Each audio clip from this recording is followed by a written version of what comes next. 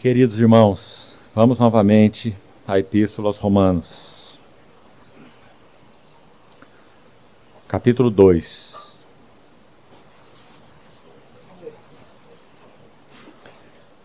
Nós vamos buscar nesses dois períodos que teremos agora, abordar as notas principais dos capítulos 2 e 3. Para amanhã, se o Senhor permitir, já entrarmos no capítulo 4 e assim termos a possibilidade de abordarmos até o capítulo 8. O Senhor nos ajude nisso. Capítulo 2, então, de Romanos. Vamos ler alguns versos, não precisamos ler o capítulo todo. Verso 1. Portanto, és indesculpável quando julgas, ó homem, quem quer que sejas.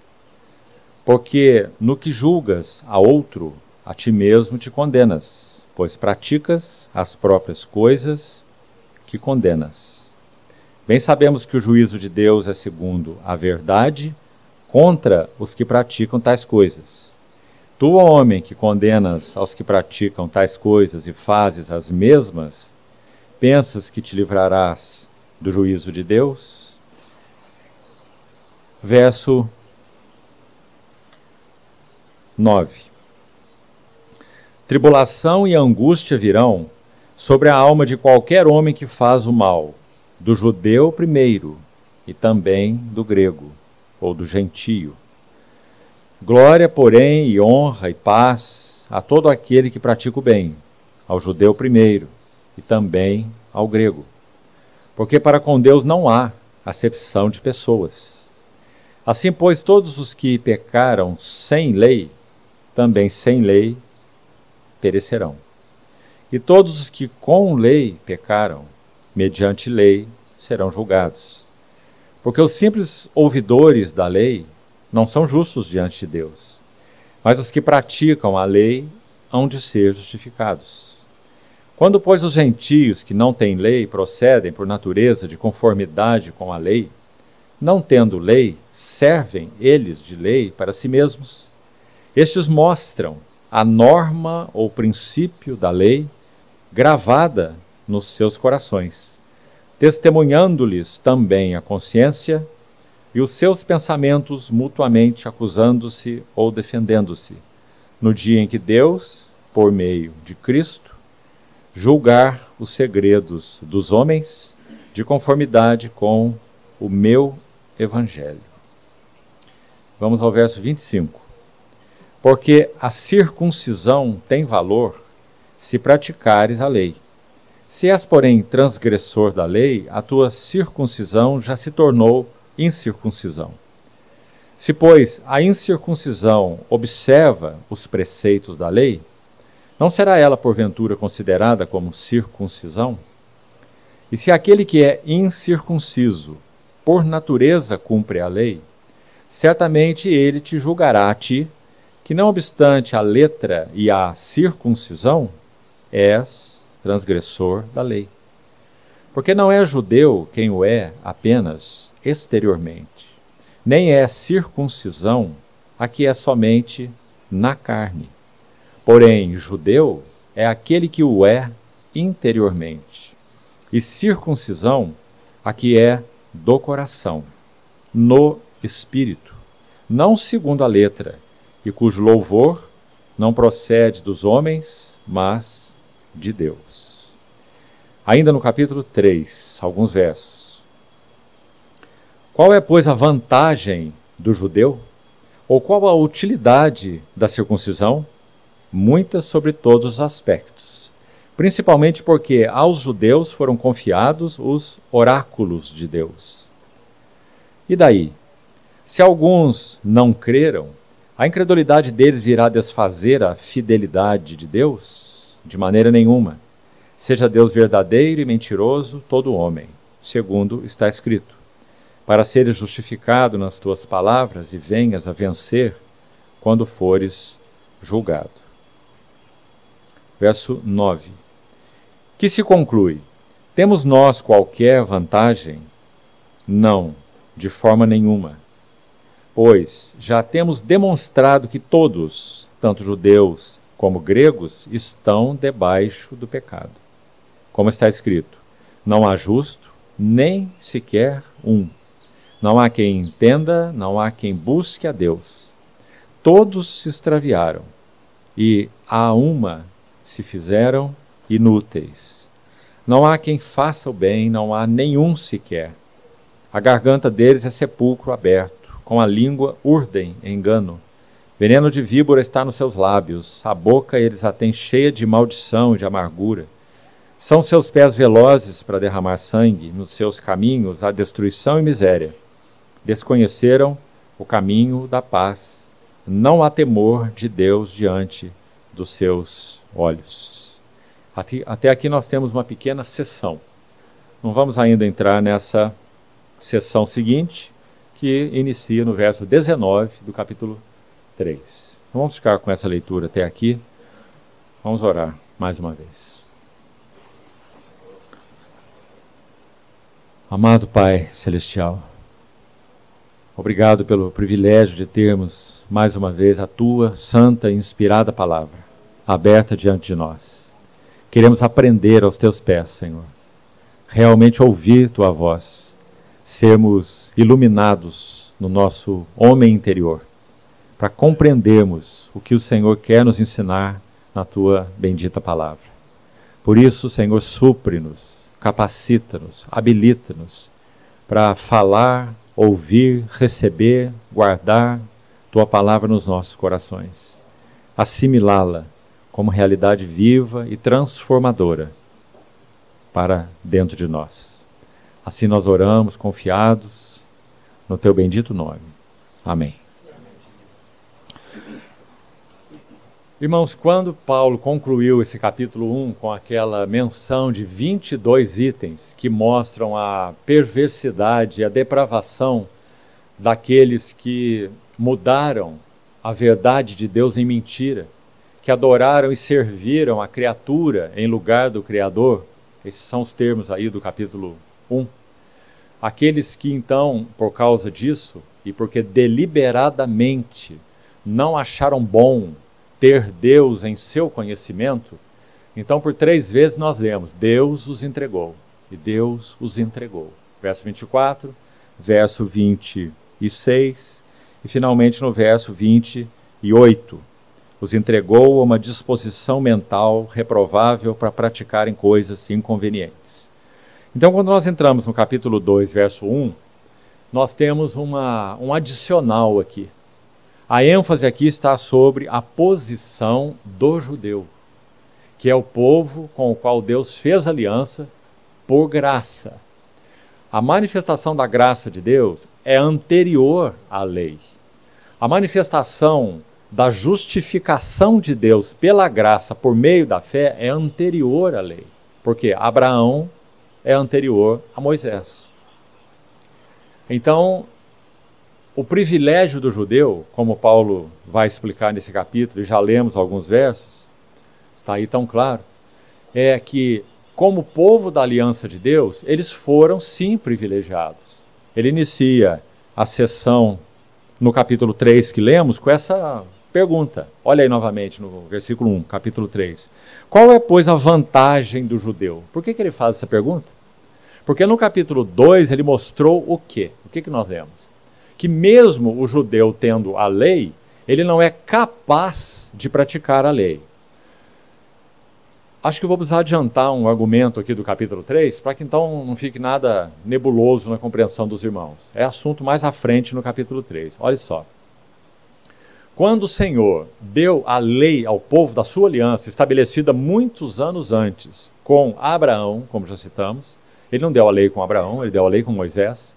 Quando ele deu a lei, ele deu com um único propósito. E Romanos aborda isso 2 vezes.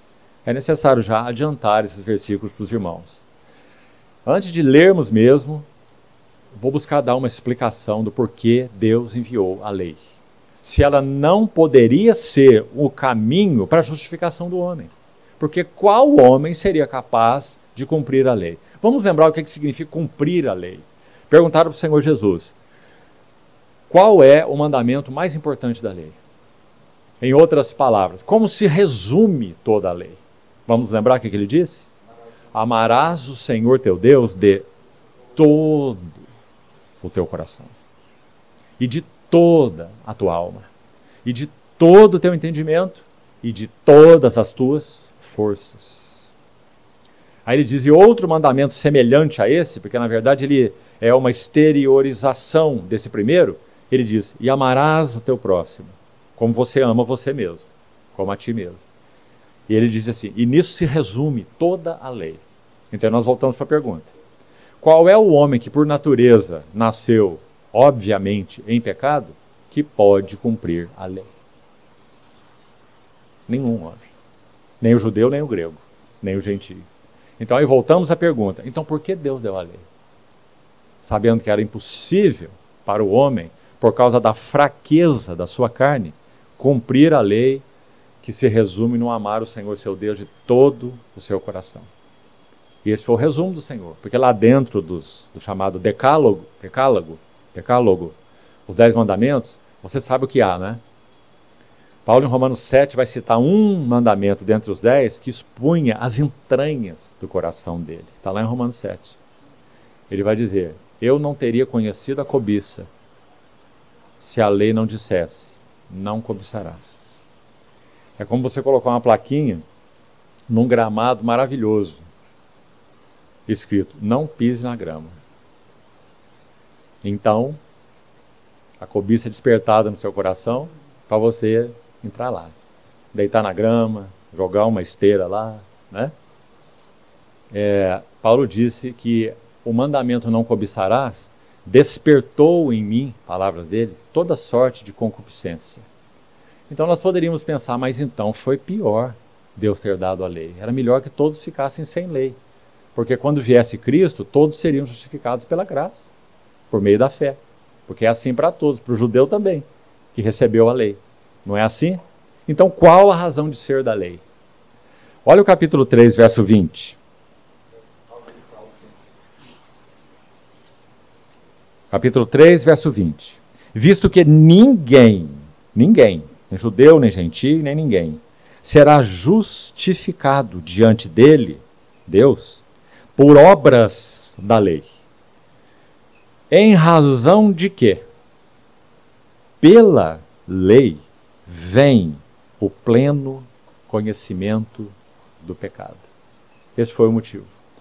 Então a lei, meus irmãos, é como um grande espelho descendo da parte de Deus, do céu, seus mandamentos, né, seus oráculos, a lei, um espelho colocado na frente do rosto do homem para mostrar a ele como ele é feio. Quão profunda é a sua depravação.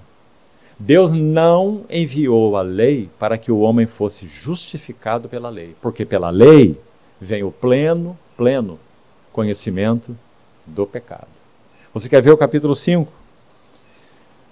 Mesmo verso, 20. Então você tem no capítulo 3, verso 20, e no capítulo 5, verso 20. Olha o que diz. Sobreveio a lei. Muito interessante essa palavra sobreveio. Ela significa entrou pelo lado. Porque mostra que a lei não estava no propósito central, original de Deus. Mas como entrando pelo lado para fazer o quê? Sobreveio a lei para que avultasse, demonstrasse, trouxesse a luz, avultasse a ofensa ou o pecado. Mas onde abundou o pecado, revelado, avultado pela lei, superabundou a graça. Porque aqui já estamos no capítulo 5, onde ele está falando que a justificação é apenas pela graça. Então estamos adiantando apenas esse ponto aí, para nos ajudar no capítulo 2, onde ele vai dizer então que a lei foi dada não para o gentio, a lei foi dada para o judeu, e que ele por isso era indesculpável. Por isso ele começa o capítulo 2, verso 1, dizendo, és indesculpável quando julgas, ó homem, quem quer que sejas, porque no que julgas a outro, a ti mesmo te condenas, pois praticas as próprias coisas que condenas. Por que julgavam? Por que condenavam? Eles tinham a lei e achavam que cumpriam a lei. Então eles julgavam os gentios como um povo bárbaro, um povo que não tem lei, não é? que age segundo a vileza dos seus corações, mas eles não. Eles são o povo da lei. E se gloriavam em ter a lei, e se gloriavam em que eram cumpridores da lei. Você lembra o Senhor conversando com aquele chamado jovem rico? Que perguntou para o Senhor: que farei para herdar a vida eterna? O Senhor disse: pratique os mandamentos. Lembra-se? E ele disse: eu os tenho observado desde a minha juventude. Que coisa, hein? Imagine. Será que isso era verdadeiro? Claro que não. Porque se ele soubesse qual é o espírito da lei, qual é o resumo da lei, qual é o clímax da lei, ele nunca teria dito isso. Será que ele amava a Deus de todo o seu coração? Está muito claro pelo interlóquio do Senhor com ele. Ele amava o que ele tinha. Então o Senhor vai, vende tudo o que tem, não é? E dá aos pobres, depois vem e segue. E ele se retirou triste porque era dono de muitas propriedades. Então eles se orgulhavam não só de ter os oráculos de Deus, de ter a lei, mas de serem cumpridores da lei. Então, agora talvez fique mais claro para entendermos alguma coisa aqui.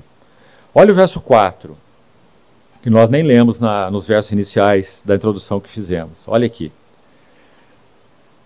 Vamos ver o 3 também. Tu, ó homem, que condenas aos que praticam tais coisas e fazes as mesmas, pensas que te livrarás do juízo de Deus? Ou desprezas a riqueza da sua bondade e tolerância e longanimidade, ignorando que é a bondade de Deus que te conduz ao arrependimento? Mas segundo tua dureza e coração impenitente, acumulas contra ti mesmo ira para o dia da ira e da revelação do justo juízo de Deus, que retribuirá a cada um segundo as suas obras. Então ele vai mostrar que, mesmo o judeu que recebeu a lei, repetindo, que se gloriava de ter os oráculos de Deus e de ser cumpridor da lei, ele estava debaixo da mesma condenação e juízo diante de Deus, porque ele não era um cumpridor da lei. Agora, um versículo que nos deixa curiosos. Vamos procurar abordá-lo então, para que não fique dúvida quanto a isso. Olha o verso 11.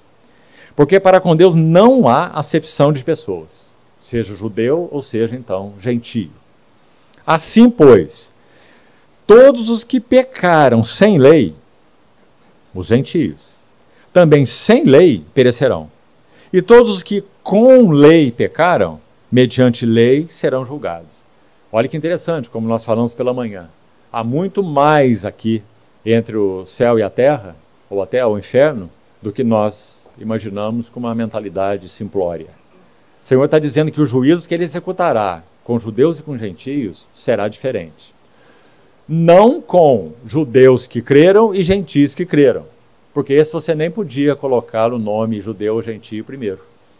Porque são crentes no nosso Senhor Jesus. Então, se são cristãos judeus ou se são cristãos gentios, isso pouco importa.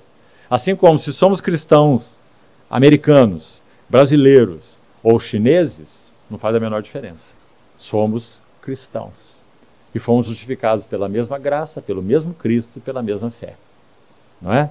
Então, a igreja está à parte, porque é composta daqueles que creram e que não serão julgados, já passaram da morte para a vida, não entram em juízo. Palavras do Senhor. Mas e quanto aos gentios, os que não creram no Senhor, e ainda hoje, claro, os judeus que também não creem no Senhor, eles serão julgados de maneira diferente. Porque os gentios não receberam a lei, mas os judeus receberam a lei. Então está muito claro o versículo.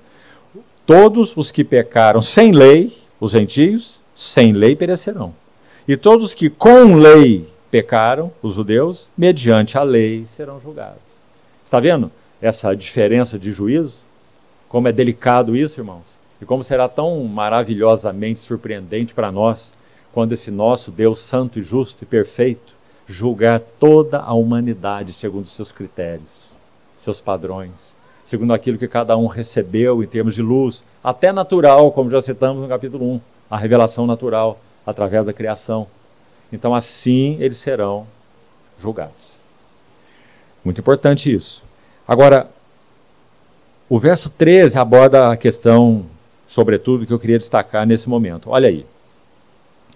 Os simples ouvidores da lei, gentios não são ouvidores da lei. Ouvidores da lei são os judeus, gentios nem têm lei, não é?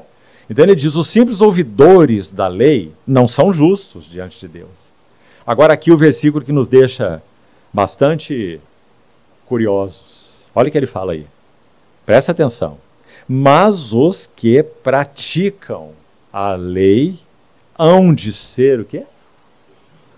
Mas como isso, você poderia pensar? Então há um caminho de sermos justificados pela lei? Há um caminho, então? Bom, por um lado nós podíamos responder, há sim. Só que há necessidade de se cumprir a lei. Teoricamente falando, um homem poderia ser justificado pela lei? Sim, se ele fosse capaz de cumprir toda a lei.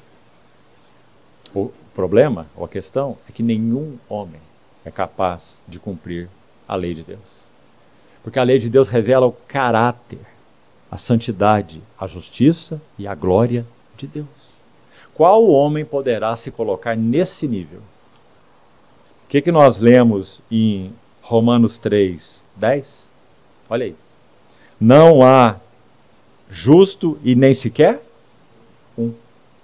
Não há quem entenda, não há quem busque a Deus, todos se extraviaram. E aqui está a frase mais contundente. Sabe, irmão, muita coisa da parte do Espírito Santo, pela palavra de Deus, precisa ser bem registrado no nosso coração. Na verdade, toda a palavra, mas especialmente algumas verdades. Essa aí é uma delas. Olha qual é o veredito de Deus para todo homem. Aqui estamos todos nós por natureza. Olha que palavra forte. Todos se extraviaram e juntamente, ou a uma, se fizeram inúteis. Irmão, o veredito de Deus para nós, antes de sermos acolhidos pela graça em Cristo Jesus, é que nós éramos inúteis. Inúteis para quê? Inúteis para satisfazer a justiça, santidade e glória de Deus. Inúteis. Esse é o veredito para nós. Isso precisa ser gravado em nossos corações. Porque quanto mais isso for claro para nós, mais nós adoraremos a Deus pela graça enviada, destinada a nós em Jesus Cristo. Porque eu e você, a marca que tínhamos aqui no nosso coração é inútil. Não há quem entenda, não há quem busque a Deus. Todos se extraviaram. Então, voltando ao verso 13 do capítulo 2. Os que praticam a lei hão de ser justificados. Sem dúvida, o melhor entendimento desse versículo, e vou te mostrar por quê, é os que alcançarem, conseguirem cumprir a lei, então eles seriam justificados pela lei. Porque eles poderiam, pelas suas vidas íntegras, perfeitas, satisfazerem a justiça, guarde esses três elementos, a justiça perfeita, a santidade perfeita e a glória absoluta de Deus. Se isso fosse possível, então seria possível obter uma salvação de baixo para cima. Praticando a lei, seríamos justificados. Mas como que Deus proveu salvação para nós? Para todos os homens, já que todos pecaram. Romanos 3, 23. Todos pecaram e estão destituídos da glória de Deus. Como que Deus proveu salvação? Nossa salvação não é de baixo para cima, porque não podemos cumprir a lei de Deus. É elevada demais para nós. Então a nossa salvação veio de cima para baixo. O Verbo se fez carne e habitou entre nós. E o que ele fez? Ele cumpriu toda a lei. Quando está concluindo sua vida, 33 anos, ele sobe ao monte da transfiguração. E pela segunda vez, aquela voz do céu é ouvida. Este é o meu filho amado, a ele ouvi. Então Deus, em Jesus Cristo, ele encontra o homem que ele sempre buscou, mas nunca encontrou. Nem Davi, nem José, nem Daniel, por mais linda que possam ter sido essas vidas, Abraão mesmo, o pai da fé, como é chamado, Deus sempre buscou esse homem segundo o seu coração, e ele nunca o encontrou.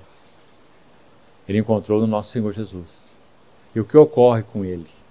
ele se faz livremente, espontaneamente. Ninguém tira a minha vida, eu espontaneamente a dou. Ele se faz o nosso representante, aquele que cumpriu a lei sendo homem.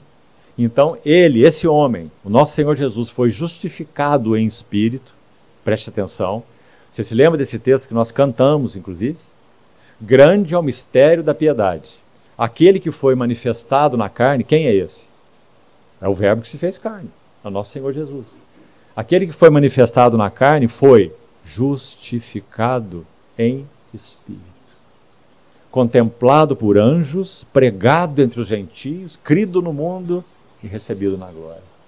Então, por causa da vida que o homem Jesus viveu, ele foi justificado diante de Deus. Jesus foi justificado. Pense nisso. Jesus foi justificado pela graça? Jesus foi justificado pelas obras. Porque ele cumpriu toda a lei de Deus. Nele, João vai dizer no seu epístola, nele não existe pecado. Dolo nenhum se achou na sua boca. O que fala da boca de todos os homens aqui? A sua língua, na sua língua urdem engano. E veneno de víbora está nos seus lábios. O que é dito do nosso Senhor Jesus? Não cometeu pecado, e nem dolo algum se achou na sua boca. Que maravilha, meus irmãos. Quão diferente de nós ele é, por um lado. Mas quão nosso ele se tornou.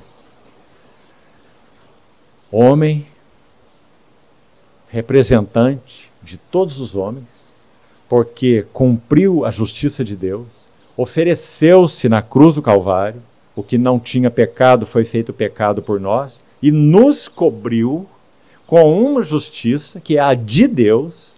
Ele satisfez a justiça, a santidade e a glória de Deus à altura do que elas significam. Nós não podíamos chegar nem aos pés dessa satisfação. E então, por ter cumprido isso como homem, entrou na morte, ressuscitou, ele aplica essa sua justiça, não a nós, a justiça dele. Ele a aplica como uma veste sobre aqueles que creem. É o argumento de Paulo em Romanos 4. Ele vai dizer, se Abraão foi justificado pelas obras, ele tem do que se gloriar, mas não diante de Deus. Paulo diz, porque o que diz a Escritura? Paulo vai dizer, Abraão creu em Deus, e isso lhe foi imputado como justiça. Aí ele diz, aquele que trabalha, o salário para ele é uma dívida, ele trabalhou. Então ele é merecedor do salário. Aí Paulo vai dizer, mas o que não trabalha, trabalha o quê? Para ser justificado, como Abraão. O que nós fizemos para ser justificado? Qual foi o nosso trabalho? Ele diz, ao que não trabalha, mas crê naquele que justifica o ímpio, a sua fé lhe é atribuída como justiça. Então, irmãos, essa é a gloriosa verdade da justificação pela fé. Então ele coloca judeus e gentios no mesmo patamar. Agora, ele vai dizer assim no verso 13, que fique claro isso. Os que praticam a lei hão de ser justificados. Mas você vai ler, para contrastar, certo? Capítulo 2, verso 13, por favor, faça esse contraste aí, com o capítulo 3, verso 20. Olhe lá. Visto que ninguém será justificado diante dele, ou diante de Deus, pelas obras da lei. Não parece que Paulo está se contradizendo? Porque ele diz, os que praticam a lei hão de ser justificados. Mas, do outro lado, ele diz, ninguém vai ser justificado por obras da lei. O que isso significa, então? Já explicamos. No argumento do capítulo 2, verso 13, ele está dizendo que se então é possível, esse judeu que recebeu a lei, particularmente ele, porque o gentio nem lei tem, se ele pode praticar a lei, de modo a satisfazer toda a justiça, toda a santidade, toda a glória de Deus, ele seria justificado pela lei. Mas o que acontece é que isso é impossível. Né? Então, muito importante você ver isso aí. Agora, olhe outra coisa muito bonita e interessante nos versos seguintes. Quando, pois, então, os gentios que não têm lei, eles não receberam os oráculos de Deus, não é? Não são povo da aliança, são gentios. Mas eles procedem por natureza de conformidade com a lei. E não tendo lei, então eles servem de lei para si mesmos. O que isso significa? Por quê? Verso 15 vai explicar. Porque eles mostram a norma, o preceito, o princípio da lei gravada nos seus corações. Porque então a sua consciência, olha aí, ela testemunha a eles, testemunhando-lhes a consciência, e os seus pensamentos mutuamente, acusando-se ou defendendo-se.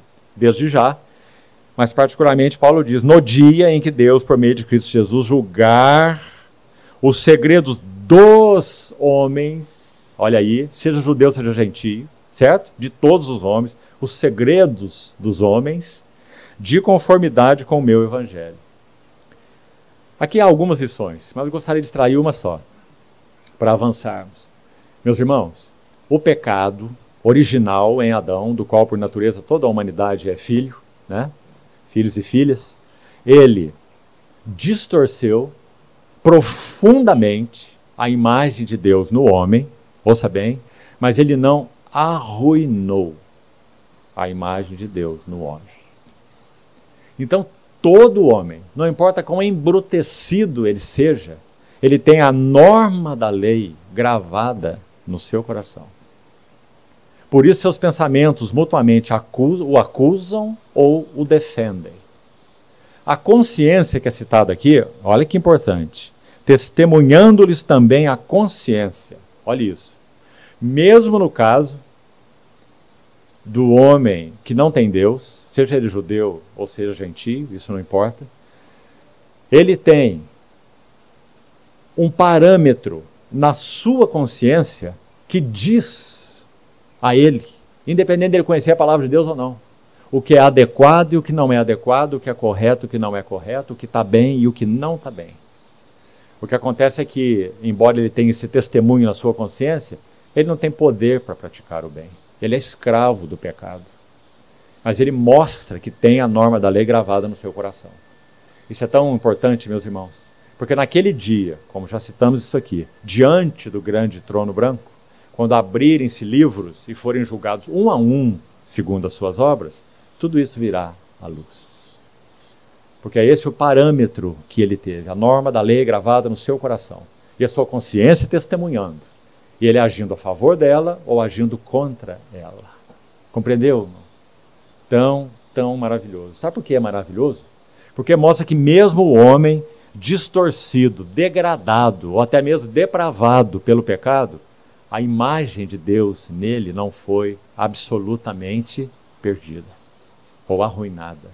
Por isso falávamos ali na mesa de comunhão depois do almoço.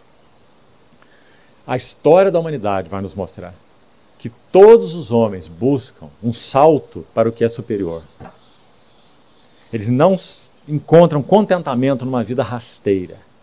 De alguma maneira querem dar um salto para um andar superior.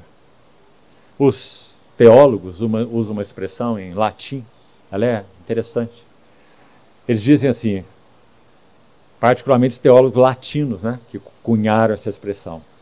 Todo homem, ele tem em si o que eles chamam de semen, ou semente, semen religionis. Semente da religião. Ou seja, ele tem uma busca insaciável dentro dele que não pode ser saciada por nada, senão algo que seja muito superior a ele. Não pode ser saciado por prazeres, por deleites, por bens, por coisas, nem por pessoas, mas tem que ser saciado por algo muito superior a ele. E esse algo muito superior a ele se chama Deus em Cristo Jesus. Né? Então, é isso que esse lindo texto está nos dizendo. A norma da lei gravada nos corações deles e a consciência deles testemunhando com eles que não tem lei, veja isso, e os seus pensamentos acusando-se ou defendendo-se. E assim será também naquele dia, como nós mencionamos, diante do Senhor. E aí a pergunta que nós fizemos, para a qual não temos resposta, né? Quando esse juízo pessoal, individual acontecer, o que será de cada um? Vamos descobrir quando ele acontecer. Como o Senhor fará com cada um, porque ele vai fazer com cada um, não vai fazer juízo em massa. Um por um, segundo as suas obras. Me parece tão precioso isso, meus irmãos. Vamos destacar mais alguma coisa e seguimos então para o capítulo 3. Verso 25 que lemos, até o verso 29, que encerra o capítulo 2, vamos extrair alguma coisa daqui também. Diz assim: a circuncisão tem valor, se praticares a lei. Valor por que será? Será que é valor para ser justificado? Será que o homem poderia ser justificado, então, pela circuncisão? Por ser filho de Abraão? Você lembra que nosso Senhor contendia com os fariseus e falando fortemente com eles, e eles disseram assim, resumindo a história, eles disseram assim: nós somos filhos de Abraão. Veja o orgulho de ser o povo que tem a lei. Nós somos os filhos de Abraão, ou seja, os filhos da aliança, da promessa que foi feita em Abraão. Não somos gentios, que não têm lei, que não sabem nada. O Senhor disse assim: se fosseis filhos de Abraão, vocês viveriam como Abraão. Vocês são filhos do diabo, que é o vosso pai. Essas foram as palavras que o Senhor usou para eles. Os detentores da lei, o Senhor os chamou de os filhos do diabo. Porque eles tinham a lei, buscavam colocar os preceitos da lei como fardos nos ombros dos outros, como disse o Senhor, mas eles nem com o dedo conseguiam mover os fardos que eles punham no ombro dos outros.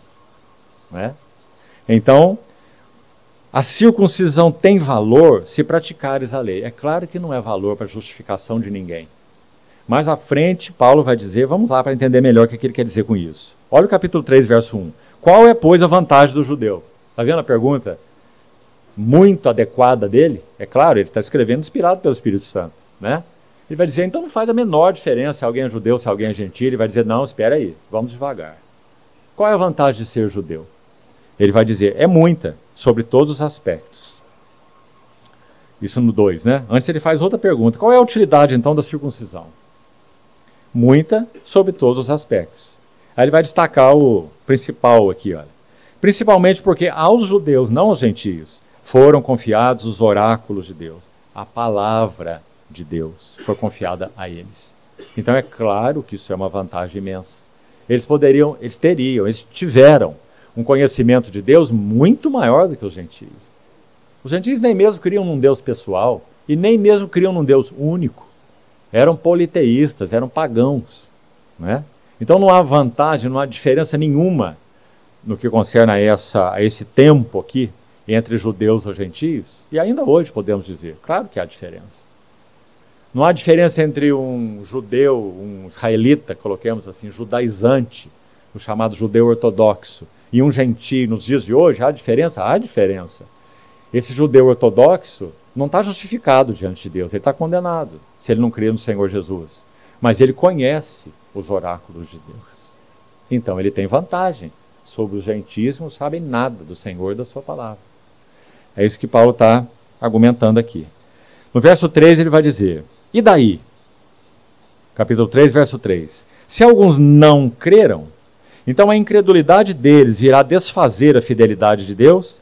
Se Deus fez uma aliança com eles, que está representada na circuncisão, então Paulo pergunta, se essa circuncisão tem algum valor, então digamos, Deus é o Deus deles.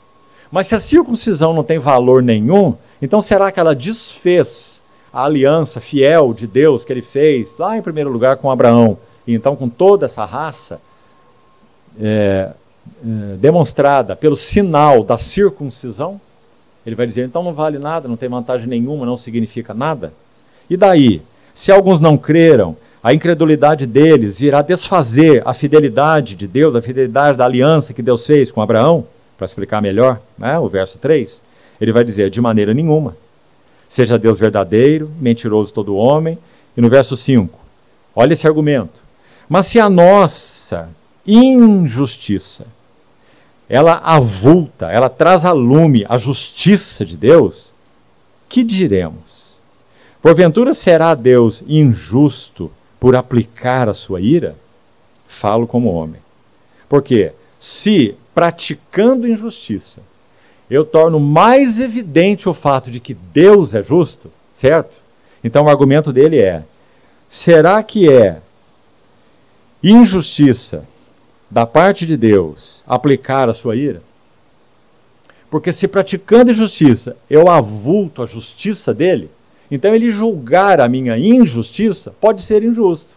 Porque se eu praticar injustiça, eu vou deixar mais claro a justiça dele.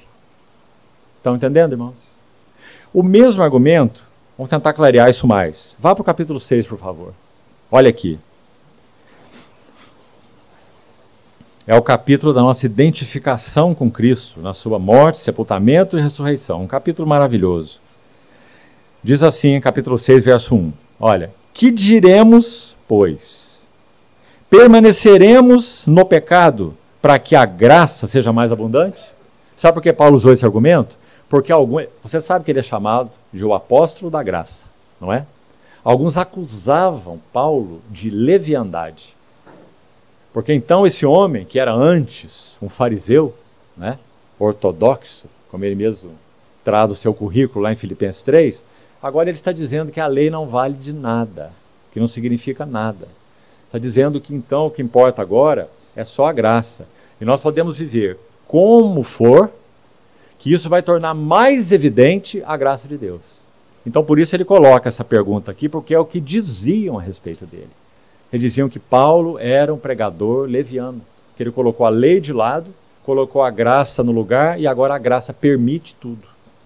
Aliás, quanto mais pecarmos, melhor, porque vai ficar mais evidente o tamanho da graça de Deus. Está claro isso, irmão? Esse é o argumento. Então ele faz a pergunta: que diremos, pois? Permaneceremos pecando, permaneceremos no pecado, para que então a graça seja mais abundante? Tão interessante, não é? Ele não faz apelo à santidade aí, olha que interessante. Ele vai dizer, não, como isso? Vamos aperfeiçoar a nossa santificação. Né? O que ele fala? Como é que ele responde essa pergunta? Ele diz assim, de modo nenhum. Como viveremos ainda no pecado, praticando o pecado, né? Vivendo no pecado, se nós para ele já morremos? Então aqui ele não faz, nesse caso, ele não faz apelo para a santificação. Ele traz à luz a eles o significado da morte do Senhor na cruz do Calvário, que nos incluiu. Não é maravilhoso? Muito. Porque não é questão de recebermos apelos para vivermos vida santa. Isso é importantíssimo, sim. Mas tem algo que vem antes disso. Nós só poderíamos receber apelos para viver uma vida santa porque nós já morremos para o pecado. Isso é um fato inquestionável. Em Cristo Jesus. Estamos já mortos para o pecado. Então, o mesmo argumento, com outras palavras, como eu disse, está ali no capítulo 3. Vamos voltar lá? Capítulo 3, verso 5. Se a nossa injustiça traz à luz, evidencia ainda mais a justiça de Deus, que diremos? Porventura será Deus então injusto ao julgar ou aplicar sua ira? Já explicamos, né? Parece que poderia ser. Não, ele não deveria aplicar sua ira, não, porque quanto mais injustiça tiver, mais a justiça dele será revelada. Argumento falacioso, né? Então ele vai dizer, certo que não. Do contrário, como julgará Deus o mundo? E se por causa da minha mentira, olha aí, o mesmo argumento, ali ele usou a injustiça, agora ele vai usar a mentira, no mesmo argumento, verso 7. Se a minha mentira fica, por causa da minha mentira, fica em relevo, de novo, avulta, né? Evidencia a verdade de Deus, olha aqui, para a sua glória, então Deus vai ser mais glorificado quanto mais eu for mentiroso. Está vendo o argumento, irmão? Por que sou eu ainda condenado como pecador? Não é? Se quanto mais eu minto, quanto mais eu peco, mais fica evidente a justiça e a verdade de Deus. Verso 8. E por que não dizemos, como alguns, olha, caluniosamente afirmam que o fazemos? Olha aí, Paulo estava sendo visto como um pregador leviano. Como já explicamos, o porquê. Porque ele pôs a lei de lado, colocou a graça, e na graça tudo pode, podemos dizer de qualquer jeito, porque a graça vai sempre abundar e a graça vai estar sempre sobre todos. Aliás, essa coisa, né, é antiga, né? E nós estamos ouvindo a mesma história hoje. Não é assim? Graça barata, graça sem efeito, graça sem implicação nenhuma, graça sem resultado, graça sem graça. Repetindo então o verso 8. Por que não dizemos como alguns caluniosamente afirmam que nós o fazemos? O quê? Pratiquemos males, para que venham bens. Então ele diz, a condenação destes é justa. Que se conclui? Temos nós, quem é o nós aqui? Judeus. Paulo era judeu. Ele vem falando sobre isso desde o verso 1. Qual, pois, a vantagem do judeu? Então ele diz, temos nós qualquer vantagem? Não, de forma nenhuma. Fomos privilegiados? Sim. Recebemos os oráculos de Deus, recebemos a palavra de Deus, os gentios não receberam. Conhecemos os caminhos de Deus, os gentios não conheceram os caminhos de Deus, não é? Mas o nosso coração não foi conformado a nada disso. Não podemos praticar nada disso. Não podemos satisfazer a Deus, agradar a Deus. Não podemos andar com Deus. Então, temos nós qualquer vantagem? Não, de forma nenhuma. Pois já temos demonstrado, já são 3 capítulos, né? Paulo está fazendo isso, desde o começo. Já temos demonstrado que todos, tanto judeus como gregos, estão debaixo do pecado. Então já lemos até o verso 18. Não há um justo, não há sequer um, não há quem entenda, não há quem busque a Deus, todos inúteis. Agora, indo para o final dessa primeira sessão, gostaria de introduzir a próxima. Uma pérola. Você já certamente viu, há bastante comércio aqui em Santo Antônio do Monte, em todos os níveis. Certamente você já viu que as pessoas que vendem joias, em especial, até para bijuterias, vale. Eles as colocam, quando vão apresentar para o possível comprador. Você já viu alguém mostrar as joias num feltro, um tecido branco? Sempre num tecido escuro. A maioria deles num tecido negro, preto, não é? Porque o negro, o preto, ele absorve a luz e o branco reflete a luz. Então, quando o tecido negro absorve a luz sobre aquela joia, imagina um diamante num tecido preto. Coloque um tecido branco para você ver a diferença. Então, a glória daquela joia revelada debaixo desse pano de fundo, digamos assim, negro. Até o capítulo 3, verso 18, Paulo coloca o feltro negro. Não é? Todos estão debaixo do pecado. Qual é a vantagem do judeu? Nenhuma. Acho que Paulo até não disse, mas poderia ter dito. É pior ainda para eles. Porque eles pecaram com lei. E os gentios pecam sem lei. Né? Então ele colocou esse pano e disse, todos estão debaixo do juízo de Deus. Não há nenhum justo. O pano negro terminou no capítulo 3, verso 18. Agora ele tira do bolso o diamante e coloca em cima do filtro. E vai começar assim, olha. Ora, sabemos que tudo que a lei diz, aos que vivem na lei o diz, para que se cale toda a boca e todo mundo seja culpável perante Deus. Visto que ninguém será justificado diante dele por obras da lei, em razão de que, pela lei, vem, não a justificação, mas o pleno conhecimento do pecado. Então aqui é o fecho final desse pano negro, né? Ele já tirou o diamante do bolso. Agora no verso 21, ele coloca o diamante em cima do pano negro. E vamos então introduzir, nós ainda temos alguns minutos, para gastarmos tempo com esse capítulo na próxima sessão. Vamos lá. Mas agora.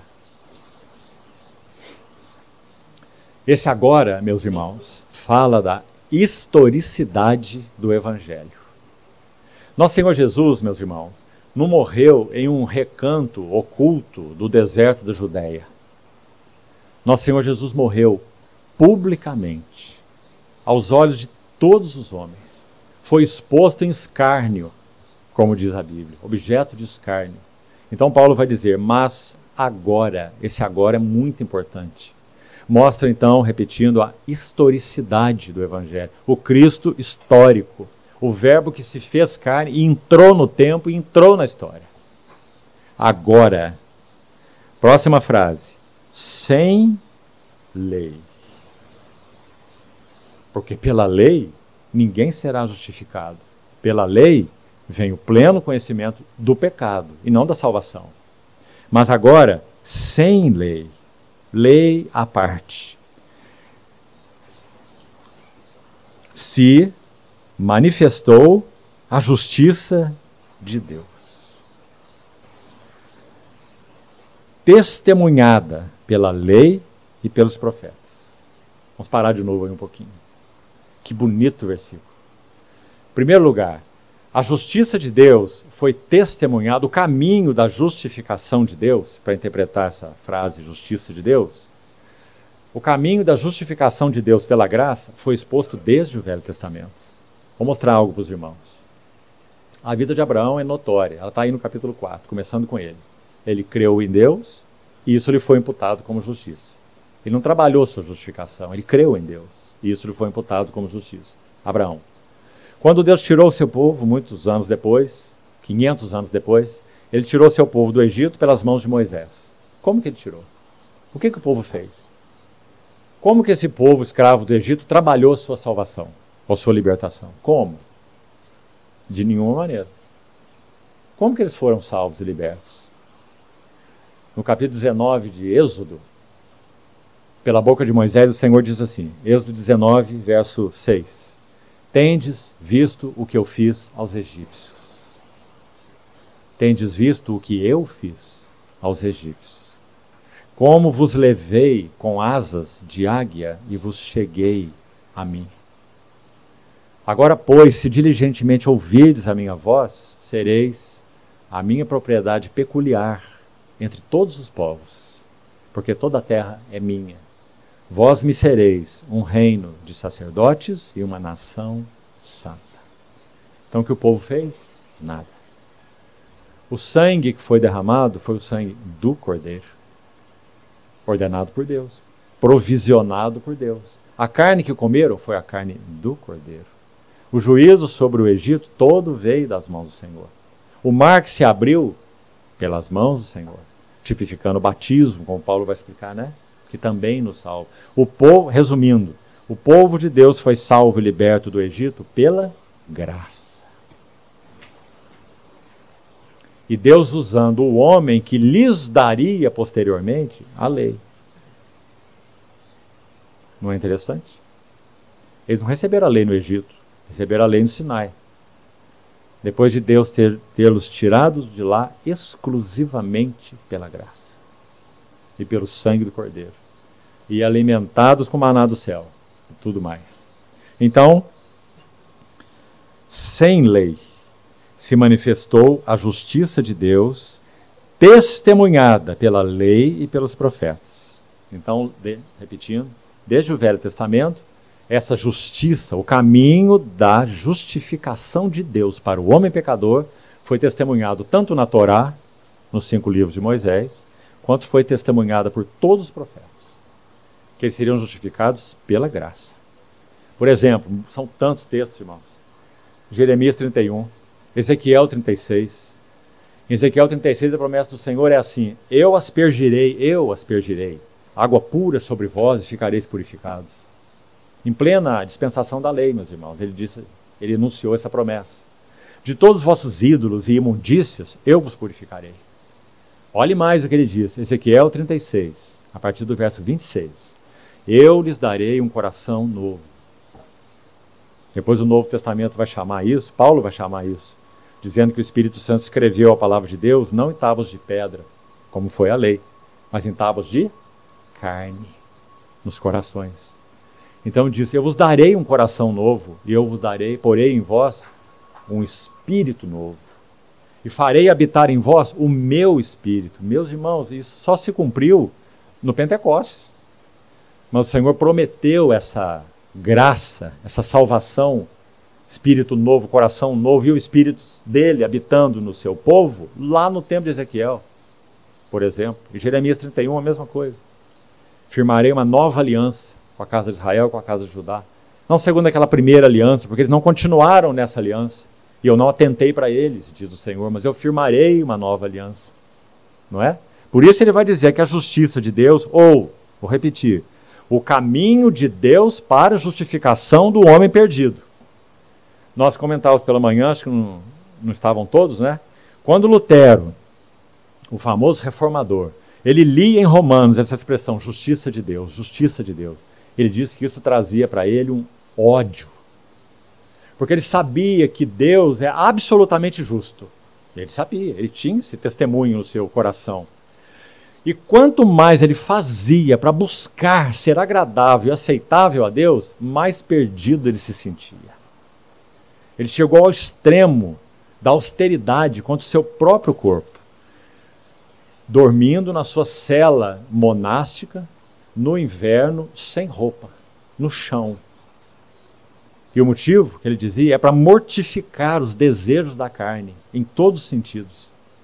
E ele relata na sua biografia que ele teve sequelas na sua saúde perenes, por causa de ter agido assim com o seu corpo. Mas, irmão, se diz, ele estava louco, será? Estava tendo alucinação? Surtando? O que estava acontecendo com Lutero? Meus irmãos, com 21 anos de idade, ele perdeu um amigo numa tempestade de raios. Caiu um raio e matou o amigo dele. E ele se encheu de medo. E ele passou por uma experiência assim, uma outra tempestade, apavorante, já tinha tido essa experiência. Então ele disse que ele não era um cristão. Ele se ajoelhou nessa tempestade de raios, e ele disse assim, Deus, se tu preservares a minha vida, eu entregarei a minha vida para o teu serviço. E ele não morreu então nessa tempestade. E aí o que ele entendeu que era entregar a vida dele para o serviço de Deus? Era ir para o monastério e se tornar um monge. Então ele foi para o monastério, nós estamos falando de antes da reforma, estamos falando do mundo católico romano. Então ele foi para o monastério e foi dedicar sua vida para conhecer a Deus e servir a Deus. Quanto mais ele lia a Bíblia, mais condenado ele se sentia. E quanto mais condenado ele se sentia, mais ele tentava mortificar o seu corpo para que ele fosse aceito diante de Deus. Sabe quando que isso começou na vida dele? Olha que vaso o Senhor estava moldando, meus irmãos. 21 anos de idade. Aí eu pergunto para você, o que você estava fazendo com 21 anos de idade? Né? Quem sabe quantos traços de pecado já tinham rasgado sua vida nessa idade, não é? O que esse moço, Lutero, tinha no seu coração com 21 anos de idade? O cerne da motivação do coração dele era uma só. Eu quero ser um homem que agrada a Deus. Então ele foi para o monastério, e a história é essa, como já contamos. Bem, ele não conhecia o caminho de agradar a Deus. Em Cristo Jesus, a justificação pela graça, a habitação do Espírito, nada disso, ele não era um cristão. Então ele usou esses meios todos. Quanto mais ele lia a palavra, mais condenado ele ficava. Aí ele tinha um mentor, era um monastério agostiniano. E esse superior dele o aconselhou assim, você é um homem inteligente, então seria muito bom se você desse aulas sobre as Escrituras. Então, mais ainda, ele aceitou esse convite, e mais ainda ele começou a ler as Escrituras. Então ele vai dizer que foi nesse período que ele se aplicou profundamente às Escrituras. E com todo esse sentimento que nós já falamos. Então, as provisões de Deus. Então ele vai começar a estudar as Escrituras mais profundamente. Então ele lê o Salmo 22.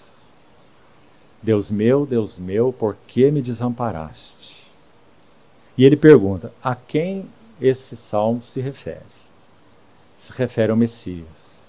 Por que que o Messias de Deus, o Cristo de Deus, foi desamparado por Deus? Próxima pergunta. Se ele é o Messias de Deus e é o Santo de Deus, por que que ele foi desamparado por Deus? Então ele vai se aprofundando. Até um dia que ele chega em Romanos. E ele vai estudar o livro de Romanos mais profundamente, porque agora ele foi designado um professor das Escrituras. Então, quando ele leu essa expressão, do capítulo 1, verso 16, nós já passamos por ela, a justiça de Deus era o termo que ele odiava, porque ele queria satisfazer a Deus, era sua paixão. mas ele só se sentia cada vez mais condenado. Mas então ele leu: a justiça de Deus se revela no Evangelho. De fé para fé, porque o justo viverá da fé. E essa se tornou, como ele diz, a espada que ele empunhou, então, para ir contra todo o sistema vigente na época, o sistema católico romano. O homem não é justificado por obras da lei. E ele ele pregou isso quando essa doutrina errática estava no seu clímax, né? Sacerdotes chegavam a dizer assim, sobre as indulgências: cada moeda que tilinta lá no cofre é uma alma que sai do purgatório, comprando a purificação da alma, não é com dinheiro. Cada moeda que pinga no cofre é uma alma que você quer que saia do purgatório, que você está comprando. Justificação pelas obras. Então, quando ele compreendeu isso, foi seu dia de luz. Então ele empunhou essa espada, ele e outros, e então o mundo mudou. E nós somos devedores, meus irmãos, à luz de Deus, que penetrou nesse vaso em um tempo de absolutas trevas. Por isso, esse texto diz assim: agora sem lei se manifestou, de novo o termo, né? A justiça de Deus, testemunhada pela lei e pelos profetas. Vou explicar um pouquinho mais disso aqui, e aqui vamos parar por enquanto. Tanto é verdade que esse caminho da justificação de Deus pela graça foi exposto tanto na lei, na Torá, quanto nos profetas, como diz aí, testemunhada pela lei e pelos profetas, mas há um evento que eu queria chamar a atenção para os irmãos. E já citei ele aqui, muito emblemático, que, penso eu, estava na mente de Paulo quando ele escreveu esse versículo aí. Quem é a justiça de Deus? Jesus Cristo. 1 Coríntios, que os irmãos têm estudado, capítulo 1, diz assim: Ele, Cristo, se nos tornou da parte de Deus em justiça. Aliás, a primeira palavra é sabedoria. Se tornou da parte de Deus em sabedoria, justiça, santificação e redenção, para que ninguém se glorie na presença de Deus. Então, se é assim, se Cristo é a plena manifestação da justiça de Deus, então vamos pensar no Monte da Transfiguração. Quem é que estava lá e que foi visto por Pedro, Tiago e João, que apareceram do lado do nosso Senhor Jesus? Quem foi? Moisés e Elias. Moisés representa a lei. Elias representa os profetas. Então, no Monte da Transfiguração, a justiça de Deus, Jesus Cristo, que se tornou da parte de Deus para o homem perdido, justiça. Ele é o caminho da justificação de Deus pela graça, para todos aqueles que creem. O Verbo se fez carne e habitou entre nós, cheio de graça e de verdade. E essa justiça encarnada de Deus, nosso Senhor Jesus, foi testemunhada pela lei, Moisés, e pelos profetas, Elias, que representa todos os profetas. E último detalhe, para fazermos o intervalo. Lucas, só ele, no caso, Mateus, Marcos e Lucas registram a transfiguração. Mas é só Lucas, no capítulo 9, que registra o seguinte: que quando Moisés e Elias apareceram naquele monte, o nosso Senhor estava transfigurado diante dos olhos daqueles três que estavam lá, Pedro, Tiago e João. Podemos dizer, para usar uma figura, que ele como que abriu assim, olha, um pouco das suas vestes, para mostrar para eles, um pouco, só um pouco, mas não seria possível, de quem ele era. O glorioso Filho de Deus, o Verbo que se fez carne. Por isso João, como já falamos, vai lembrar disso no seu evangelho e dizer: nós vimos a sua glória. E Pedro também vai lembrar disso, lembrando disso, já velhinho, e vai dizer: nós estávamos com ele no Monte Santo. Ele está se referindo à transfiguração. quando pela glória excelsa lhe foi enviada aquela voz: este é o meu Filho amado, em quem eu tenho o meu prazer. Então, Lucas, como estava dizendo, vai registrar algo singular, só ele registra, que Moisés, o representante da lei, e Elias, o representante de todos os profetas, estavam conversando com Jesus. Você se lembra? E Lucas vai dizer qual era o tema.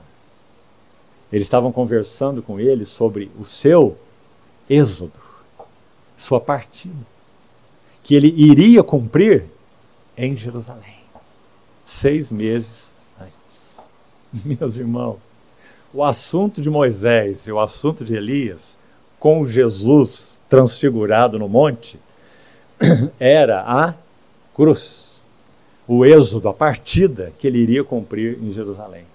Ou seja, Jesus Cristo e este crucificado é o cumprimento de tudo o que a lei diz e de tudo o que os profetas disseram. Por isso que Paulo diz assim: eu decidi nada saber entre vós, senão Jesus Cristo e este crucificado. Não é maravilhoso? Você não acha? Moisés, meus irmãos, é dito que o corpo de Moisés não foi encontrado e que foi disputado. Você se lembra como que Judas registra isso, não é? Você lembra do texto? Então não preciso entrar em detalhes. Mas nós sabemos, quando o Senhor fala sobre a ressurreição de mortos, ele diz assim: Deus é o Deus de Abraão, é o Deus de Isaac e é o Deus de Jacó. Porque Deus não é Deus dos mortos, mas é sim de vivos. O que ele está dizendo? Abraão está vivo, Isaac está vivo, Jacó está vivo. E não estão? É claro que eles estão, não é? E Moisés também está vivo, e Elias também está vivo. Então, quando o representante da lei e o representante dos profetas, eles aparecem no Monte da Transfiguração, eles têm um interesse. Eles não estão lá perdendo tempo. Eles tiveram esse privilégio. E isso para eles também foi um evento único. Não pensa que eles tinham a liberdade de, na posição celestial que eles estavam, de ficar tendo diálogo com Jesus, não, porque não tinham, não. Primeiro porque o verbo estava encarnado, e antes de se encarnar, ele não estava encarnado. Então eles tiveram um privilégio único, Moisés e Elias. Eles estão tendo um diálogo com o verbo de Deus encarnado, transfigurado no Monte Hermon, possivelmente, Monte da Transfiguração. O que eles querem saber? Eles estão conversando com ele sobre sua partida, que ele ia cumprir em Jerusalém. Eu vou explicar para os irmãos por quê. Primeiro porque a cruz é o centro do tempo e da eternidade, não é? Antes da cruz e depois da cruz. Mas Hebreus vai dizer assim, olha, que os santos, e aí então está Moisés e Elias e todos os outros, os santos do Velho Testamento não seriam aperfeiçoados sem nós. Hebreus capítulo 11.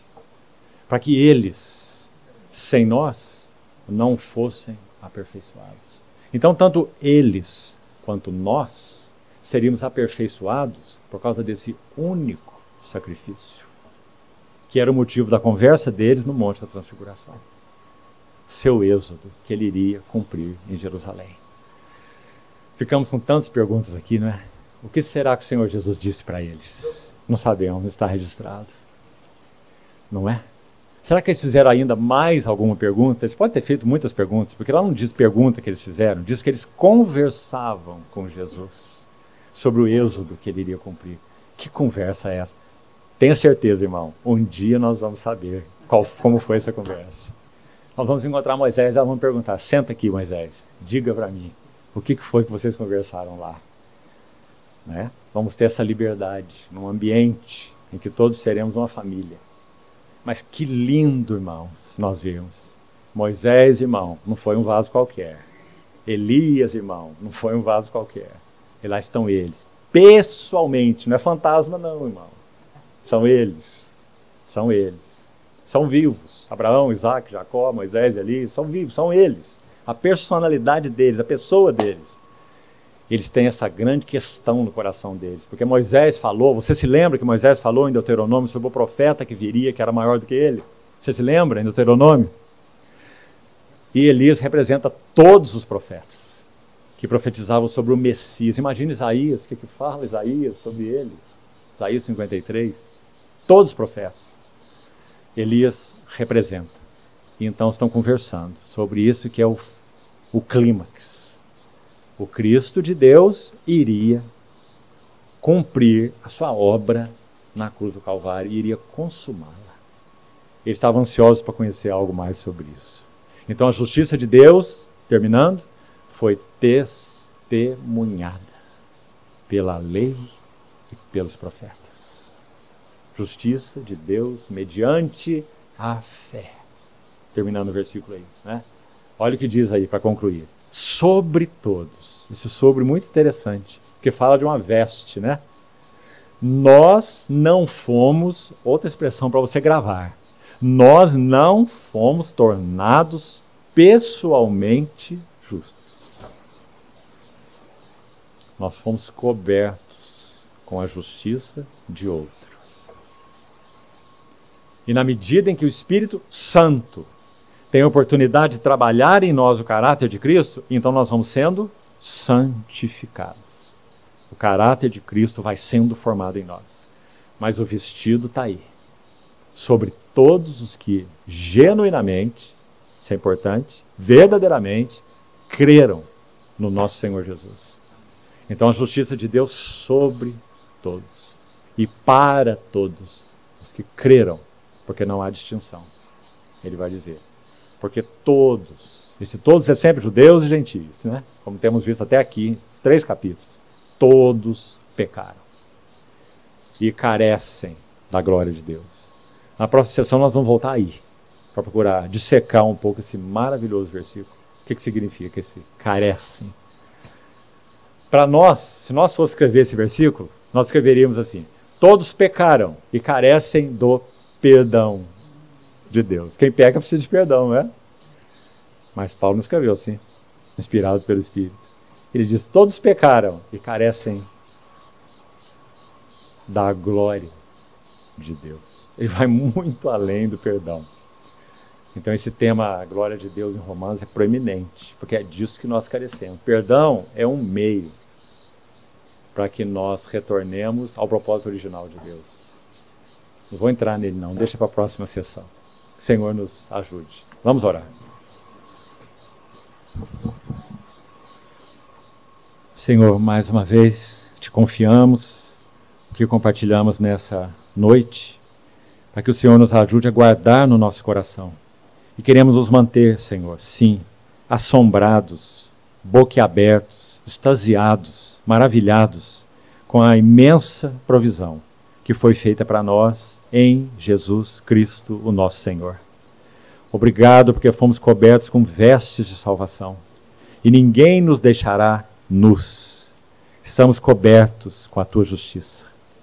E assim, Senhor, nos gloriamos em Deus, por quem recebemos a justificação. Por isso, Senhor, mantém essas verdades no nosso coração, para que vivamos uma vida imersa nessa que é a paz com Deus. Obrigado, Senhor. Obrigado por tão grande provisão.